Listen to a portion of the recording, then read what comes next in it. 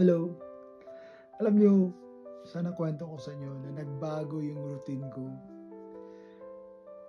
Siguro nag-a-adjust yung katawan ko kasi 'pag sa trabaho kasi umaga ako nagsa-start, eh. Usually 'pag naglilinis kayo ng bahay, nagmo-move talaga yung katawan ko, gumagalaw ka.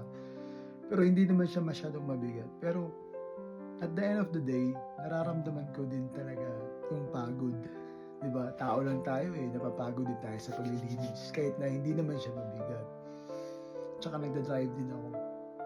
Kaya yung naging routine ko, minsan 'pag nagdo-DoorDash ako hindi na ako masyadong nagtatagal paggabi, dalawa, kahapon isa lang, $12.50 lang yung kita ko kasi isang delivery lang ako.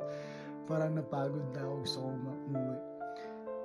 Oo, umuwi ako ng maaga, natutulog ako 9 o'clock or 8 o'clock. 'Di ba maaga na siya? Unlike before na 12 midnight ako natutulog. Pero nagigising din naman ako ng maaga, madaling araw like 3 o'clock in the morning or 4 o'clock in the morning gising na ako. Ngayon nga, eh, 4 o'clock pa lang gising na ako.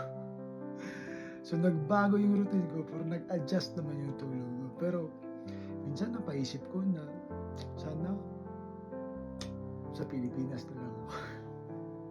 Pero wala kasing maganda sa Pilipinas na naibigay yung government para sa amin.